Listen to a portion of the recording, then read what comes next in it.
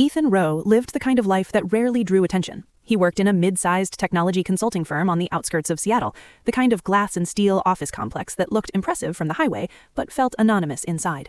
His days followed a predictable rhythm: morning traffic, quiet coffee, client files, spreadsheets, and long hours that ended just early enough to remind him that life still existed beyond work. At home, stability waited for him in the form of his wife, Claire Rowe. Claire was calm in a way that balanced Ethan's analytical nature. She worked remotely as a content editor, her presence subtle but constant, her routines blending effortlessly into his. Their marriage was not dramatic or loud. It was built on years of shared habits, mutual trust, and the quiet comfort of knowing the other person would always be there. Nothing about Ethan's life suggested danger. Nothing hinted at collapse. That illusion began to crack with an email. The company's annual celebration was announced as a formal evening party at a renovated waterfront venue. Attendance was encouraged. Spouses were invited. Leadership framed it as a night of recognition, connection, and appreciation, an opportunity to unwind, to be seen, to belong. Ethan barely thought about it. Claire agreed without hesitation, already imagining the inconvenience of formal clothes and polite smiles. They treated it like an obligation, not an event. They arrived just after sunset. The venue glowed with reflected light from the water outside. Music moved softly through the air, elegant but restrained. Co-workers appeared transformed, men in tailored suits instead of hoodies, women in polished dresses instead of office wear. Familiar faces felt unfamiliar in the altered setting. Ethan stayed close to Claire at first, instinctively grounded by her presence. They moved through the space slowly, acknowledging colleagues, exchanging smiles, blending into the crowd. That was when Ethan noticed her. Her name was Leila Moreno. She worked in the same company, though in a different department. Ethan had seen her before in passing, near elevators across meeting rooms, but had never registered more than a vague awareness. That night, she stood out with unnatural clarity. Leila carried herself with precision. Her confidence did not announce itself, it waited to be discovered. She watched the room carefully, observing patterns, reactions, connections. Her expression suggested patience rather than curiosity. When her eyes met Ethan's, the moment lingered longer than comfort allowed. Ethan looked away first. He told himself it meant nothing. Throughout the evening, paths crossed again and again, not by coincidence, but by design. Each time, Leila remained respectful, distant, observant. She never interrupted conversations, never demanded attention. Instead, she created the impression of inevitability, as though their interactions were simply a natural outcome of being in the same place. Claire noticed nothing unusual. She remained engaged, relaxed, unaware. Later that night, as the event thinned and conversations slowed, Leila approached Ethan alone. Her presence felt intentional but controlled. She spoke briefly, professionally, acknowledging his work, his reputation within the company, his consistency. There was no flirtation, no overt invitation, only admiration delivered with restraint. Ethan responded politely, keeping the exchange brief. He mentioned his wife without being prompted. He stepped away soon after. The interaction ended, but its weight did not. For Leila, that moment was not a failed attempt. It was a confirmation. In the weeks that followed, Ethan noticed subtle shifts in his professional environment. Small coincidences, unexpected collaborations, emails copied unnecessarily, meetings where Leila's name appeared beside his without explanation. She never crossed a line, she never forced proximity. She simply became present. One afternoon, she requested a brief private meeting under the pretense of professional alignment. The request was formal, neutral, impossible to refuse without seeming rude. In that meeting, she revealed her interest, not dramatically, not emotionally, but with calculated honesty. She acknowledged his marriage, she stated her feelings clearly, she framed them as unchangeable but respectful. Ethan declined immediately. He did so firmly, without ambiguity, and without hesitation. He left believing the matter resolved. Leila watched him go with a calm expression. Rejection did not disturb her, it clarified her objective. From that moment on, her focus shifted, not toward Ethan, but toward Claire. Not with hatred, with strategy.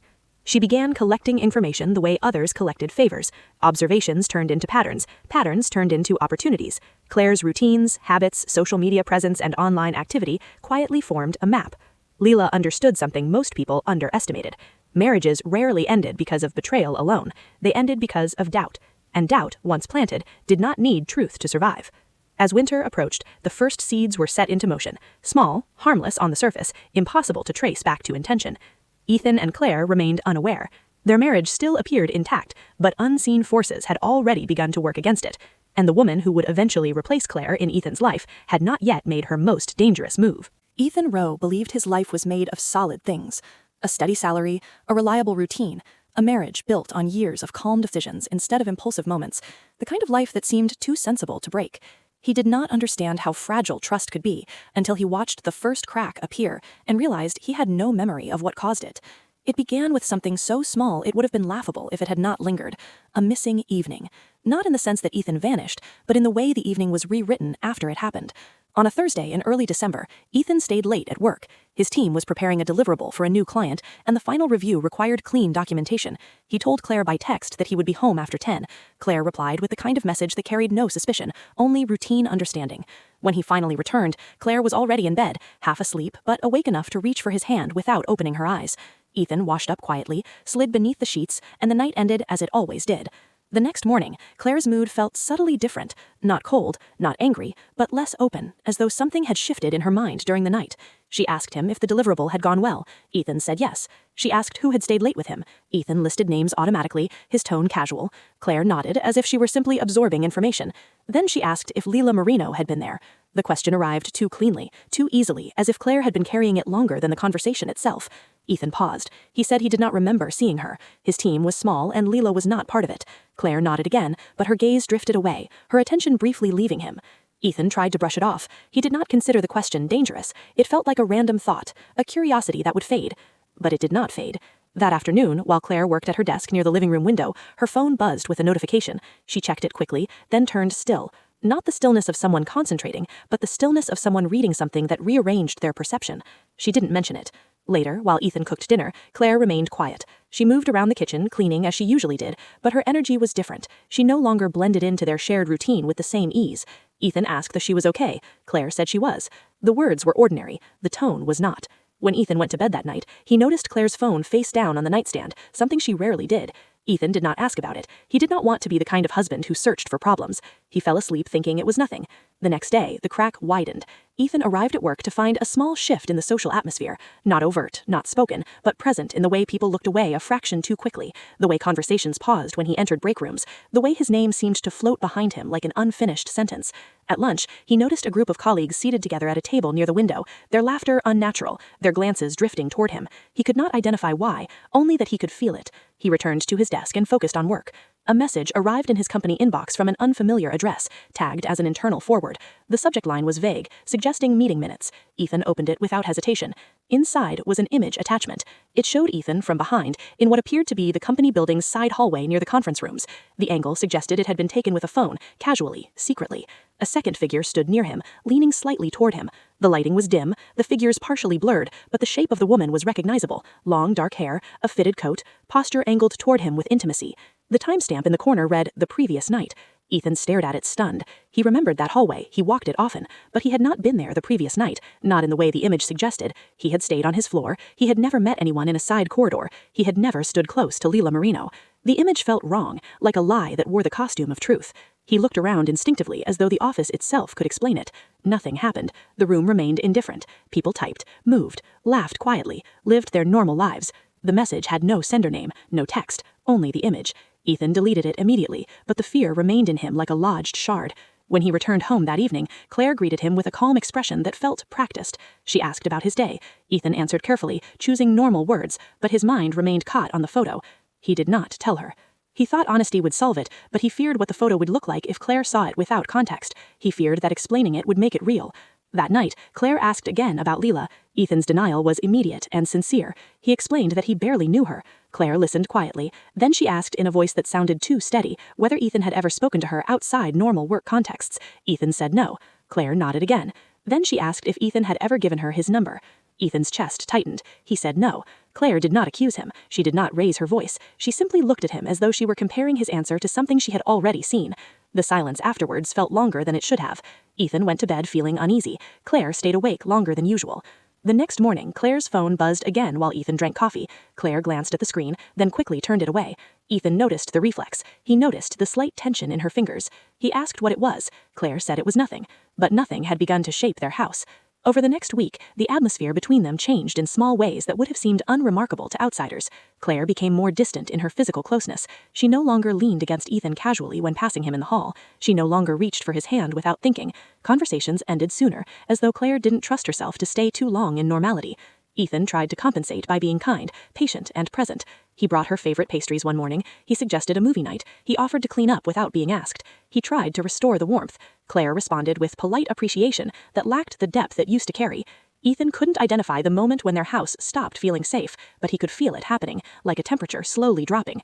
At work, Leela appeared more often, not directly at Ethan's desk, not in ways that seemed inappropriate, but in proximity. She appeared in meetings she didn't need to attend, she stepped into shared elevators at the last second, she smiled with restraint, her eyes steady, her presence calm. Ethan avoided her whenever he could, but avoidance did not erase her. One afternoon, Ethan walked into the copy room and found her there alone. She was holding a folder, as though waiting, but she did not move toward him. She looked at him calmly, her expression unreadable. Ethan felt the hairs on his arms rise, not from attraction, but from instinct. He left quickly. On his way back to his desk, he noticed something else, a coworker in the hallway holding a phone at chest level, screen aimed outward, pretending to scroll while the camera lens faced him. Ethan's stomach turned. He reached his desk and sat down, hands clenched, trying to ground himself. When he checked his phone later, he noticed an anonymous message request on his personal social media account. No profile picture, no name, only a blank default. The message contained a single line and nothing more. It suggested, without evidence, that Claire had been asking coworkers about Ethan. Ethan felt a surge of anger, quickly followed by confusion. Claire would never do that. Claire was private. She did not involve strangers in personal matters, unless she believed she had to. Ethan closed the app, heart pounding. At home, Claire became increasingly distracted. Ethan watched her scrolling through something at her laptop late at night. When he walked near, she minimized the screen too quickly, her movements automatic, defensive. Ethan asked what she was reading. Claire said she was working, but Ethan could tell she was not. The crack in the glass was now visible. Ethan tried to talk to her directly one evening. He framed it gently. He asked if anything had been bothering her lately. He asked if something had happened. Claire stared at him for a moment too long, and Ethan realized she was deciding whether to trust him with whatever she had been carrying. She didn't. Instead, Claire told him she was tired. That was all. But her voice sounded like a door closing. Ethan lay awake that night watching the shadows on the ceiling, feeling the familiar life he built feel unfamiliar. He thought about the photo, he thought about the anonymous message, he thought about the way Claire looked at him now as if he were a stranger wearing her husband's face. He could not see the full shape of the threat yet, but he could feel it. Somewhere in the background of his life, someone was constructing a new narrative, and the terrifying part was how easily it was beginning to fit. Far across town, in an apartment with minimal decoration and a desk lit by a single lamp, Leela Moreno sat with her laptop open, her expression calm. She moved through screens and files with careful efficiency. She had not needed to force anything. She only needed to guide what was already fragile in human nature. Trust was not broken by proof. Trust was broken by possibility, and she had only just begun. By the time Ethan Rowe understood that something deliberate was happening to his life, the damage had already passed the point where logic alone could repair it. What frightened him most was not the growing distance between himself and Claire, but how natural that distance had begun to feel, as though it had always been waiting beneath the surface, patient and inevitable. Claire no longer woke up at the same time as Ethan. She adjusted her schedule subtly, rising earlier or later depending on his routine. Their shared mornings, once filled with small gestures and quiet familiarity, became staggered and disconnected. Evenings followed the same pattern. Claire found reasons to work late, to stay occupied, to exist in parallel rather than beside him. Ethan felt as though he were living with someone who was slowly withdrawing from a shared memory. At work, the pressure thickened. Ethan noticed changes in his assignments. Projects he once led were reassigned without explanation. Emails went unanswered longer than usual. Meetings happened without his inclusion. His manager remained professional but distant, as though something unspoken hovered between them. The office had begun to treat him differently. Not openly, not aggressively, but carefully. Ethan began to feel like a liability. One afternoon, while clearing out his inbox, he received a forwarded email marked as urgent. It came from an internal distribution list, one that should not have included him. The content appeared harmless at first glance: compliance reminders, general HR notes, policy updates. Then he noticed the attachment, a compressed folder labeled with his name. Ethan hesitated before opening it. Something inside him already knew it would not be good. Still, he clicked. The folder contained screenshots, dozens of them. Images of text conversations between two phone numbers, formatted cleanly, timestamps precise. The messages described secret meetings, shared lunches, late-night conversations. The language was intimate without being explicit, emotional without being crude. They painted a picture of a relationship unfolding slowly, carefully hidden beneath professional courtesy. The contact name on one side read Ethan, the other read Leela. Ethan's hands began to shake. He stared at the timestamps, the phrasing, the rhythm of the messages. None of it belonged to him. He had never written those words. He had never sent those messages. But they were written in a style that felt disturbingly plausible, casual enough to be real, restrained enough to be believable. Whoever had created them understood him. The screenshots continued. Images showed calendar reminders from meetings Ethan had never attended, a blurred photo of two coffee cups on a table, one sleeve resembling his jacket, a parking garage shot taken from a distance, two figures standing near the same car, faces obscured, shapes familiar enough to suggest truth. The folder ended with a final image, a photo of Claire's social media profile, cropped tightly, with a caption beneath it implying knowledge, jealousy, and inevitability. Ethan closed the folder and deleted it immediately. His chest felt tight, his breath shallow. The sheer effort behind the deception overwhelmed him. This was not a mistake. This was not coincidence. This was construction. That evening, Ethan arrived home early, determined to confront the growing silence. He found Claire in the living room, sitting on the couch with her laptop open. She looked up when he entered, her expression guarded. Ethan sat across from her, keeping his movements slow, non-threatening. He explained that something was wrong at work. He told her he felt watched, targeted. He described the strange emails, the atmosphere, the sense of being isolated. Claire listened quietly, too quietly. Her eyes did not reflect concern, they reflected assessment. Ethan realized she wasn't hearing him for the first time. She had already built her own understanding of events. That night, after Claire went to bed, Ethan opened his laptop and searched for his name across internal systems and public platforms. He found nothing concrete, only fragments, anonymous posts on obscure forums, vague comments suggesting impropriety, indirect references that never named him directly but painted a silhouette anyone could recognize. Someone had been careful. The next morning, Claire announced she would be visiting her sister for the weekend. The statement arrived without emotion. No explanation followed, no reassurance. Ethan nodded, unsure how to respond. When Claire left, the house felt larger and colder than it ever had. Ethan wandered through rooms that now felt unfamiliar, as though the life he had built there had been quietly removed while he wasn't looking.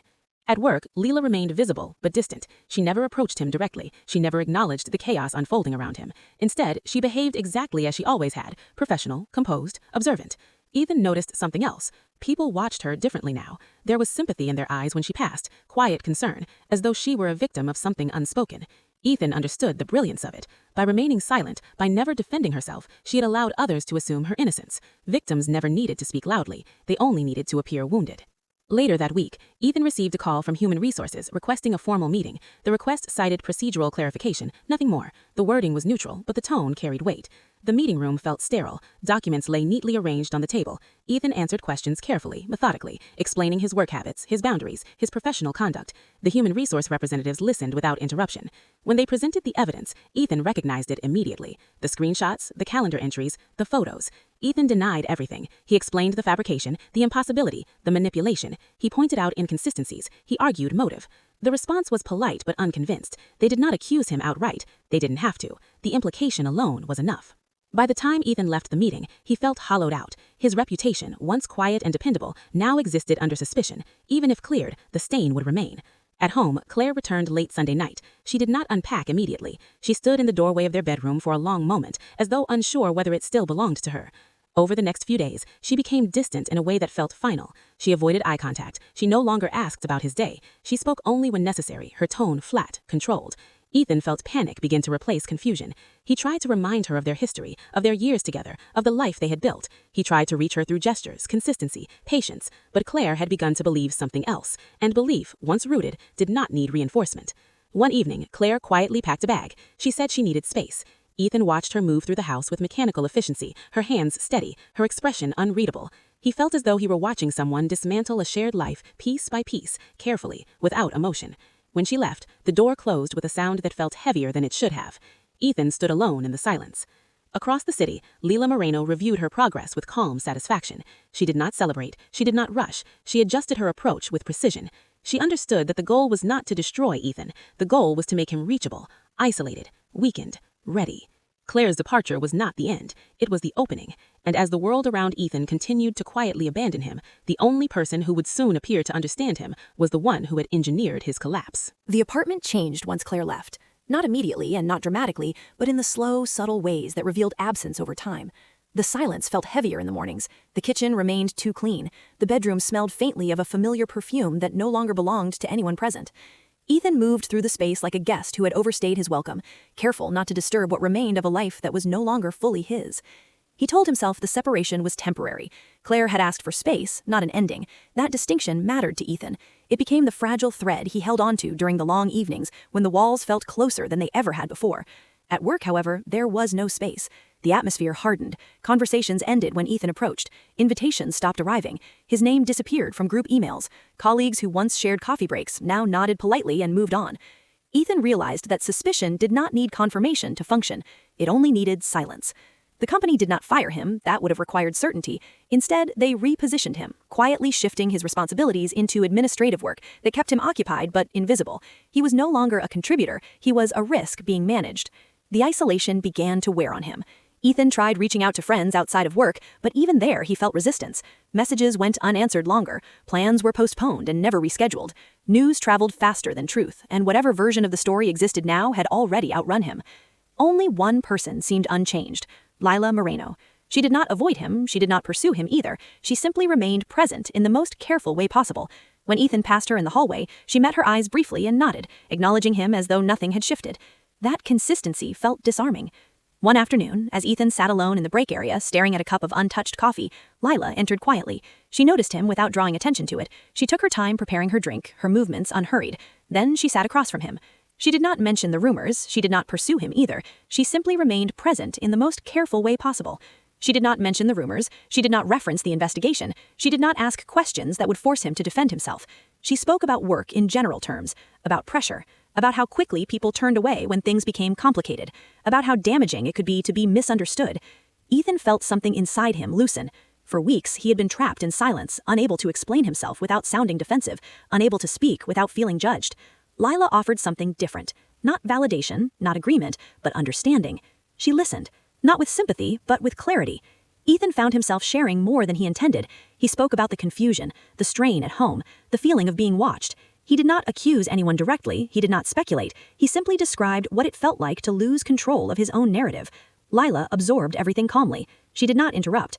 When Ethan finished, she acknowledged the difficulty of being placed in a story he did not write. She suggested that sometimes people believed what aligned with their fears rather than what aligned with truth. Ethan left that conversation feeling lighter than he had in weeks. He did not yet recognize the danger. That evening, Ethan returned to his empty apartment and found a message from Claire waiting for him.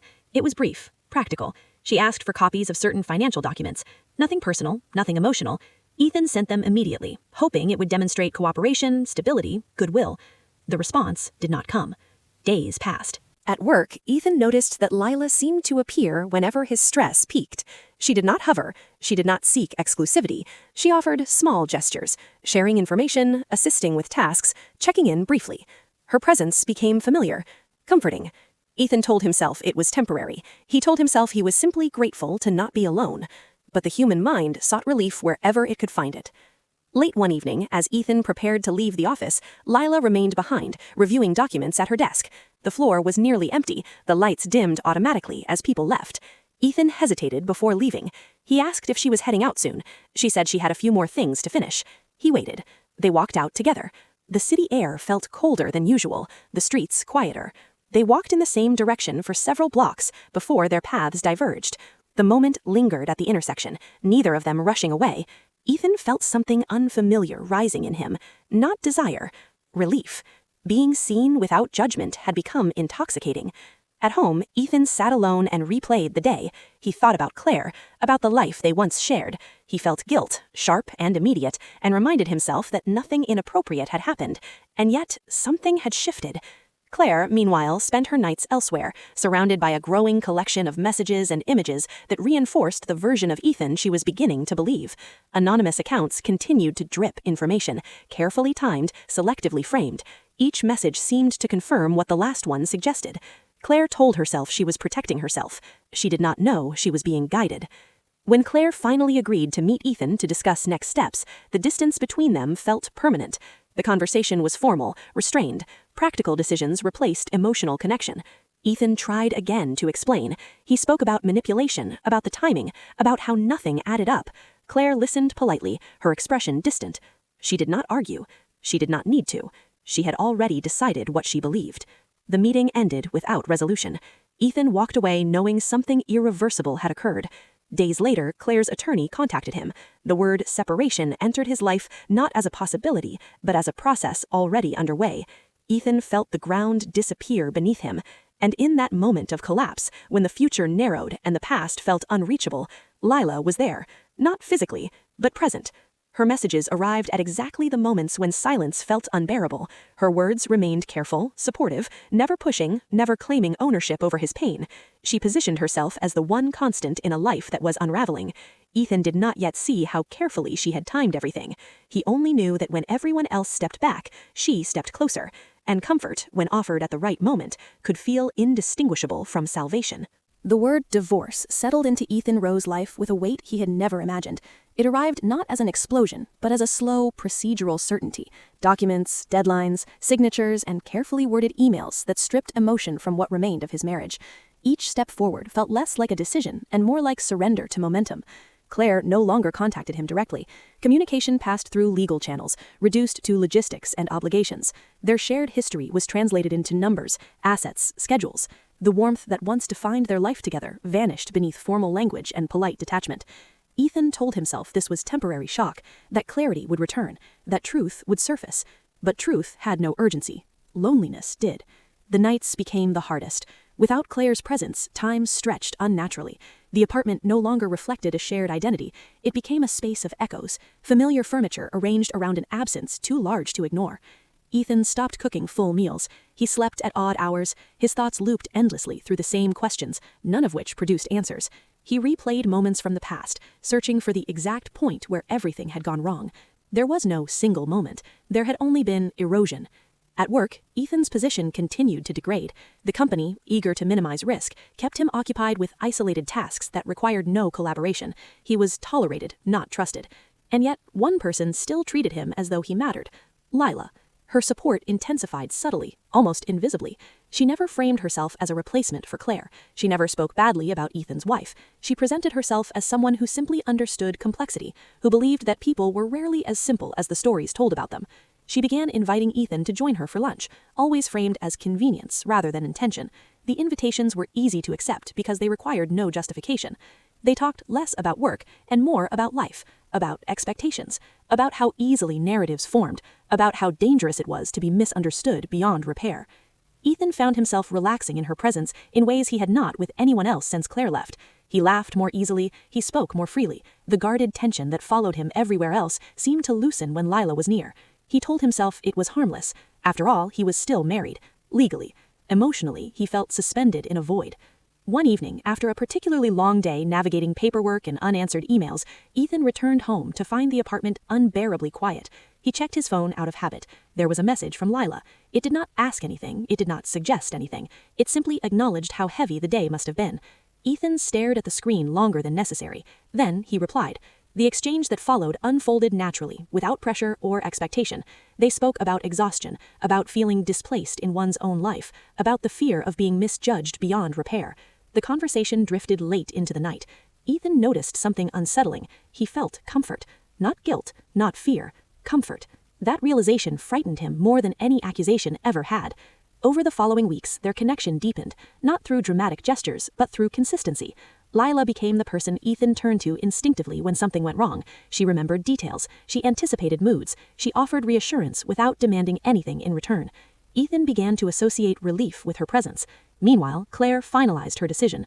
The separation transitioned into certainty. The last remaining hesitation vanished beneath months of accumulated doubt and quiet resentment.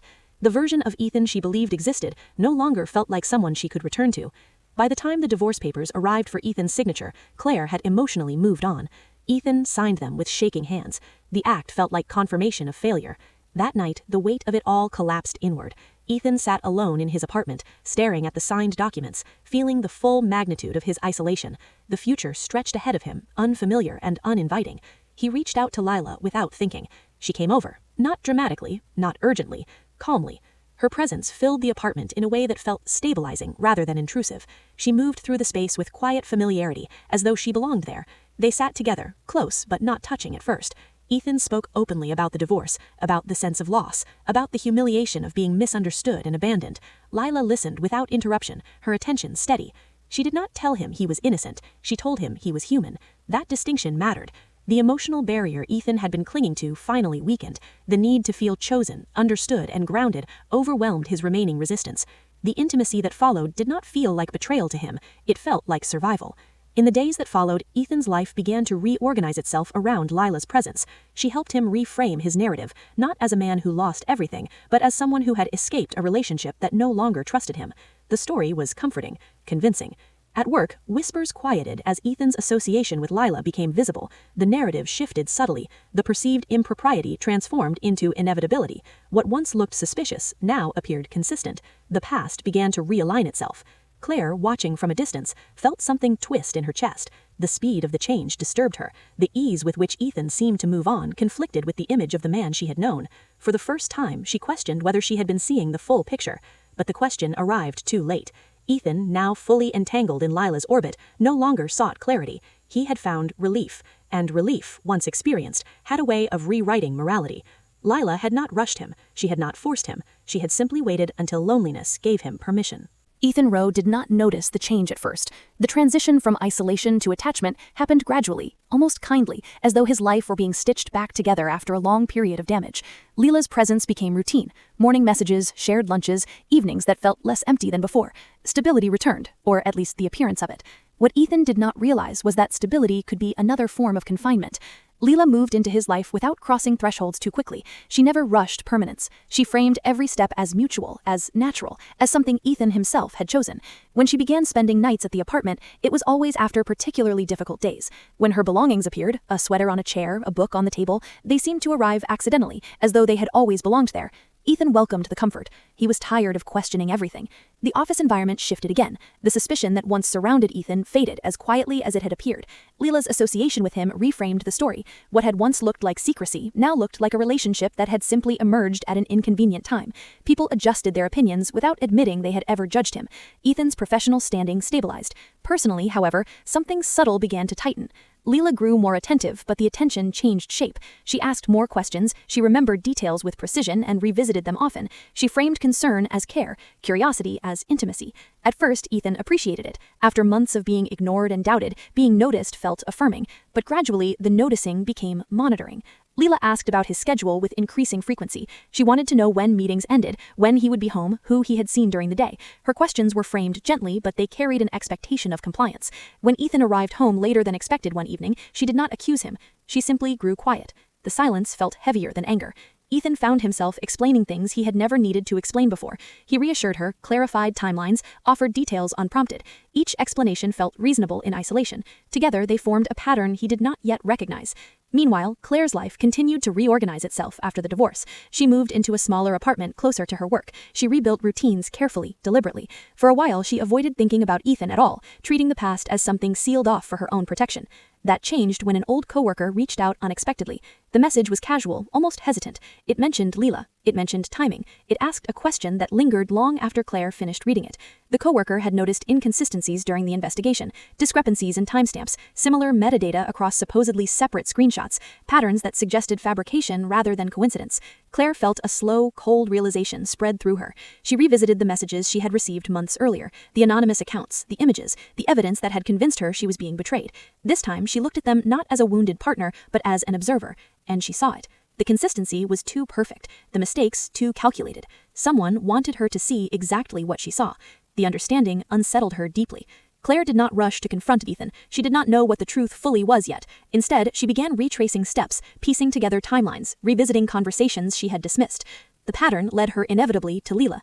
Back in Ethan's life, Lila's control tightened further. She discouraged contact with people from his past, framing them as unhealthy influences who had abandoned him when he needed them most. She reminded him subtly of how alone he had been before she arrived.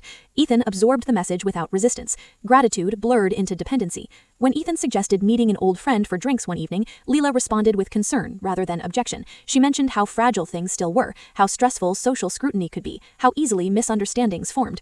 Ethan canceled the plan. He told himself it was considerate. Over time, his world narrowed. Not dramatically, efficiently. Claire, meanwhile, gathered enough confirmation to know the truth was not what she had believed. She recognized the manipulation with growing clarity and a rising sense of dread. What disturbed her most was not the lie itself, but how completely it had worked. She wondered how long Lila had been planning, and whether Ethan had any idea. Claire considered reaching out to Ethan, but hesitated. She no longer knew who he was, or who he trusted. The thought of confronting him while he was so deeply involved with Lila felt dangerous. She chose caution. Ethan began noticing cracks in Lila's composure when things didn't go as planned. Moments where her calm thinned into sharpness, quickly smoothed over. He noticed how easily she redirected conversations, how expertly she reframed concerns as misunderstandings. Once, when Ethan questioned a detail about something she had said earlier, Lila corrected him immediately, confidently, as though his memory were unreliable. The certainty in her tone unsettled him. He dismissed the feeling. He did not want to doubt the person who had saved him, but doubt had a way of returning. One night, Ethan awoke suddenly to find Lila awake beside him, watching him. Her expression softened when she realized he was awake, but the moment lingered in his mind longer than it should have. He felt for the first time a faint sense of unease. Across the city, Claire prepared to confront the truth, not to reclaim her marriage, but to understand how completely it had been taken from her. She did not yet know what confronting it would cost, and Ethan, unaware of the storm gathering beyond his narrowed world, remained convinced that the worst was behind him. He did not yet understand that what he had escaped was chaos, and what he had entered was control. Claire Rowe did not return to Ethan's life with anger or desperation. She returned with precision. By the time she reached out to him, her understanding of what had happened between them was no longer emotional, it was analytical. She had spent weeks reconstructing timelines, comparing metadata, tracing anonymous accounts, and recognizing patterns that could not be dismissed as coincidence. The deeper she went, the clearer the design became. Someone had wanted her marriage to fail, and someone had known exactly how to make it happen. Claire requested a meeting with Ethan under the pretense of final administrative matters. The request was formal, brief, and emotionally neutral. Ethan agreed without hesitation, though the message unsettled him. Claire's name still carried weight in his life, even after everything that had passed. He told Leela about the meeting. Her reaction was subtle but immediate. She asked what Claire wanted. She asked why it couldn't be handled through lawyers. She asked whether Ethan thought reopening contact was healthy. The questions arrived calmly, but they pressed inward like closing walls. Ethan reassured her. He told her it was procedural. He told her it would be brief. Leela nodded, but something hardened behind her eyes. The meeting took place in a quiet public space chosen for neutrality. When Claire arrived, barely Ethan recognized her. She looked composed, self-contained, distant in a way that felt intentional rather than wounded. They spoke without hostility. They reviewed documents efficiently. Then Claire shifted the conversation. She did not accuse him. She did not mention betrayal. She asked whether Ethan remembered receiving certain messages during the final months of their marriage. She asked about anonymous accounts. She asked about specific images. Ethan stiffened. He admitted he remembered them. He explained how they had destabilized everything. He spoke about the confusion, the damage, the way the evidence had overwhelmed any attempt at explanation. Claire listened. Then she showed him something. Not the images themselves, but their construction. She displayed metadata inconsistencies, repeated compression artifacts across different screenshots, identical timestamp formats that suggested automated generation rather than organic conversation. She showed how certain background elements in photos appeared recycled across multiple images. Ethan stared at the evidence, his mind struggling to realign itself. Claire did not claim innocence. She claimed manipulation. The realization struck Ethan with violent clarity. The chaos, the rumors, the timing, the way everything had aligned against him, the way Leela had always been present during the aftermath. The patterns snapped into place. Ethan left the meeting shaken, his sense of reality destabilized. He did not know what to do with the information yet, only that something fundamental had been stolen from him. That evening, he confronted Leela. He did not accuse her directly. He asked questions, careful ones, about the timing of events, about how she had known certain details before he mentioned them, about her connection to people who had forwarded the evidence.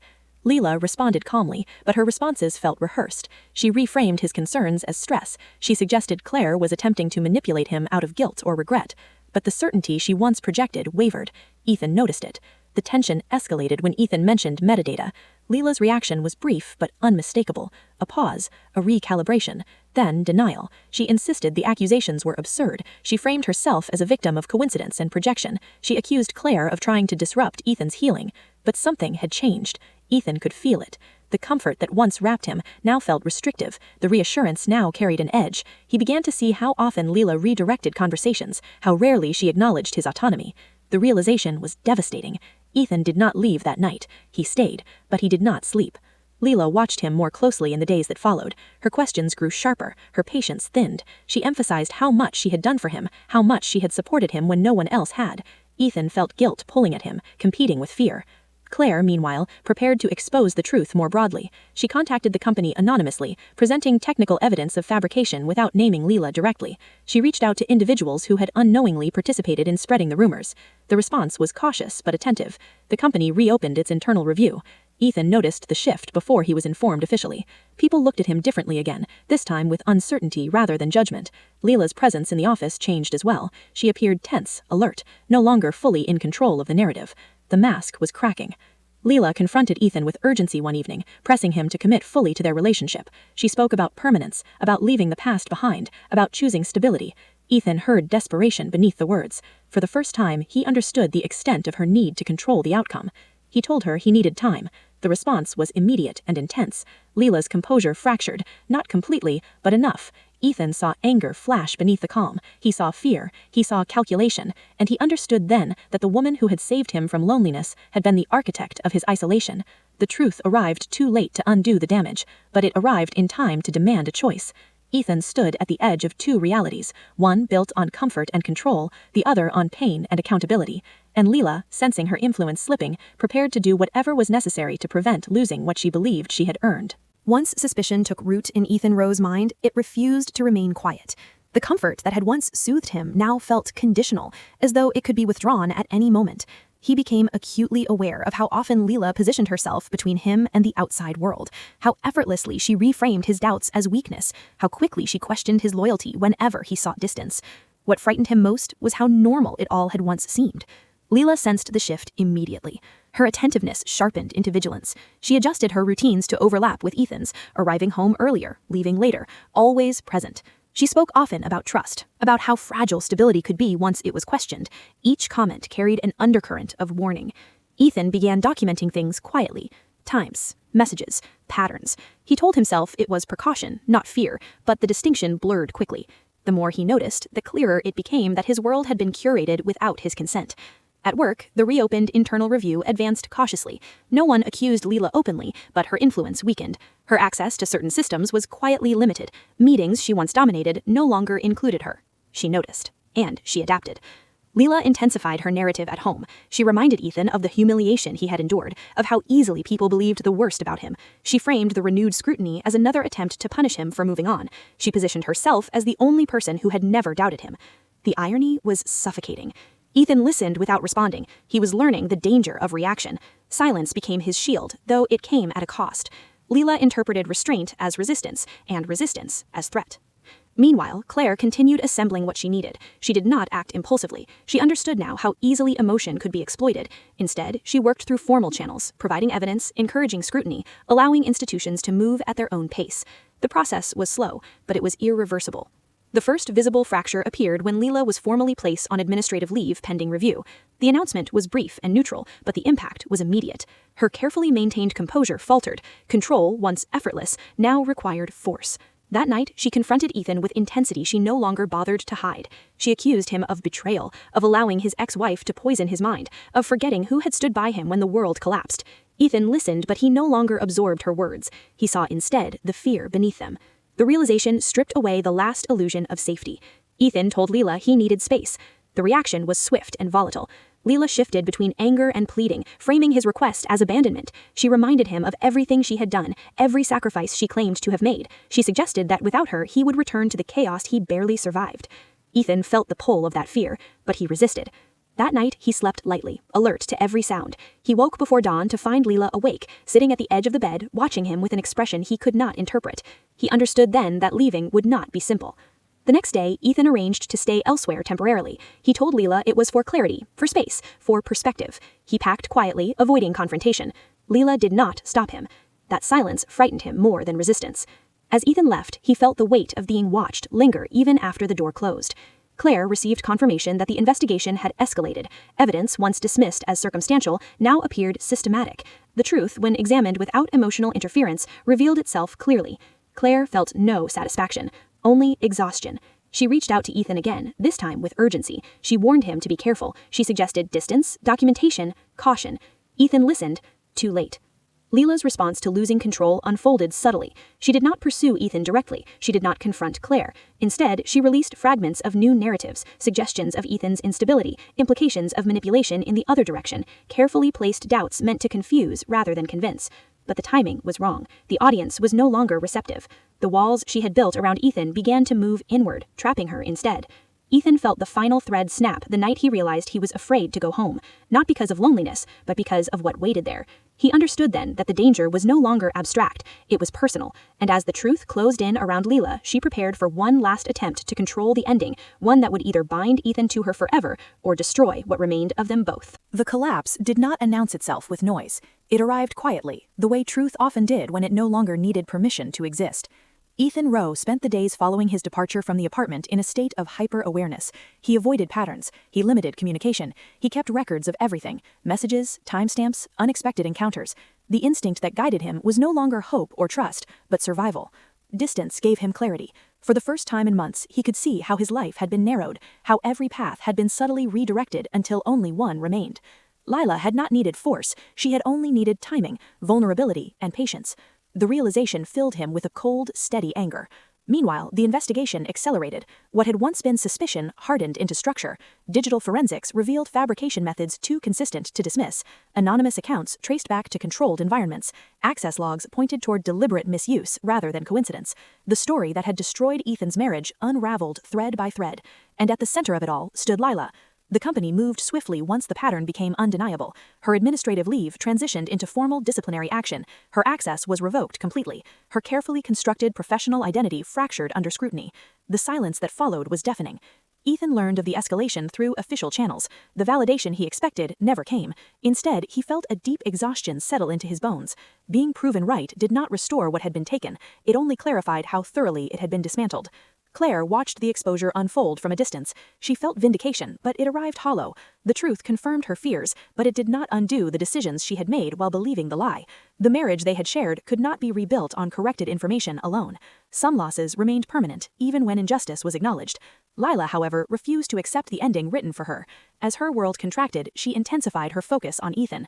Messages arrived sporadically, oscillating between remorse and justification. She framed herself as misunderstood, as sacrificed, as the true victim of a system that refused to recognize her devotion. Ethan did not respond. The lack of reaction destabilized her more than confrontation ever could. One evening, as rain swept through the city in relentless sheets, Ethan returned briefly to the apartment to retrieve remaining belongings. He moved carefully, alert to the weight of the space. The air felt charged, as though memory itself lingered uneasily in the walls. Lila was there. She had not been invited. Her presence felt deliberate, unavoidable. The confrontation that followed did not rely on words. It existed in posture, in proximity, in the tension that filled the room. Ethan felt the gravity of her need pressing against him, urgent and unyielding. Lila moved through the apartment with possessive familiarity, as though claiming it one last time. Her composure fractured completely. The calm strategist was gone, replaced by desperation sharpened into resolve. Ethan understood then how dangerous proximity could be. He left without completing the retrieval. That night, Lila made her final attempt to reclaim control, not through Ethan but through the narrative itself. She released a last wave of accusations, distorted enough to create confusion but lacking the coherence they once carried. She reached out to media channels, to online forums, to anyone who might still listen. But the momentum had shifted. The truth, once exposed, carried weight. The inconsistencies in her story were now visible to those who examined them. The tactics that once succeeded now appeared transparent. The audience she relied upon had learned, and so had Ethan. The final blow came not from confrontation but from consequence. Formal charges followed internal findings. The systems Lila had manipulated now closed around her, impersonal and unyielding. The story she had constructed so carefully collapsed under the pressure of verification. Ethan watched from a distance as the last illusion dissolved. He felt no triumph, only relief. Claire and Ethan met one final time, not to reconcile, but to acknowledge what had been lost and what could not be reclaimed. The truth brought closure, but not reunion. They parted with clarity rather than bitterness, understanding that some endings existed not because love failed, but because trust had been weaponized. As Lila's constructed world disintegrated, she remained convinced she had been wronged. In her mind, she had only taken what she believed she deserved. The line between desire and entitlement had long since vanished. The story she told herself remained intact, even as everything else fell away. Ethan stepped forward into a quieter life, one defined not by control or comfort, but by boundaries. He understood now that manipulation did not always look like cruelty. Sometimes it looked like rescue. And as the city returned to its indifferent rhythm, Ethan carried the lesson forward, aware that survival was not about winning, but about recognizing when to leave before the walls closed in. The end did not feel like an ending. It felt like the quiet that followed a storm, unnatural at first, almost unsettling, because destruction had become noise, and noise had become familiar. When everything finally stopped, Ethan Rose struggled to understand how much of himself had survived beneath the wreckage. The apartment was empty now, not abandoned, but reset. The walls bore no trace of what had happened inside them, as though they had been waiting patiently for the chaos to pass. Ethan stood in the center of the living room one last time, absorbing the stillness, and understood that closure was not something that arrived fully formed. It had to be built, piece by piece. He moved to a new place across the city, small and anonymous, chosen not for comfort, but for distance. He told no one the address except those who needed to know. He changed routines. He reclaimed time slowly, deliberately, as though rebuilding trust with the world required caution. At work, the company concluded its review. The findings were formal, unemotional, and final. The manipulation was documented. The damage was acknowledged. Apologies were offered in carefully phrased language. Ethan accepted them without satisfaction. Vindication did not restore what had been lost. It only confirmed the shape of the wound. Lila Moreno faded from public view as swiftly as she had once inserted herself into it. The systems she exploited no longer responded to her presence. Her influence evaporated once scrutiny replaced assumption. The last remnants of her narrative dissolved into irrelevance. Those who encountered her later described her as unchanged in one essential way. She never admitted wrongdoing. To her, the world had simply failed to understand the depth of her intention. She continued to believe that love justified strategy, that desire validated manipulation, that outcomes mattered more than means. Accountability never altered her version of the story, it only removed her audience. Claire moved forward quietly. She did not seek reconciliation with Ethan, nor did she seek revenge against the woman who had dismantled her marriage. She focused instead on restoration, of routine, of self-trust, of the ability to believe her perceptions again. Her healing did not involve forgetting, it involved learning how easily certainty could be engineered. When Claire and Ethan crossed paths months later by chance, there was no bitterness between them, only recognition. They exchanged a brief acknowledgement, an unspoken understanding that what had happened had reshaped them both. They walked away in opposite directions. Neither looked back. Ethan's life did not transform into something extraordinary. It became quieter, smaller, safer. He learned to measure intimacy not by intensity, but by consistency. He learned to recognize when comfort demanded too much in return. He learned that love did not require urgency, and that attention was not the same as care. Some nights, fragments of the past still surfaced, moments when he wondered how close he had come to losing himself completely. The thought no longer frightened him, it grounded him, because survival, he understood now, was not about escaping harm, it was about recognizing it before it learned your name. The story that once defined him faded into background noise, replaced by routines chosen deliberately rather than inherited through crisis. He no longer needed to prove his innocence to anyone. The truth had done its work. And when silence finally settled in a way that felt earned rather than imposed, Ethan accepted it, not as emptiness, but as space. Space to rebuild. Space to live without fear of unseen hands shaping his reality. Space to remember that the most dangerous manipulations were not loud or violent. They were patient.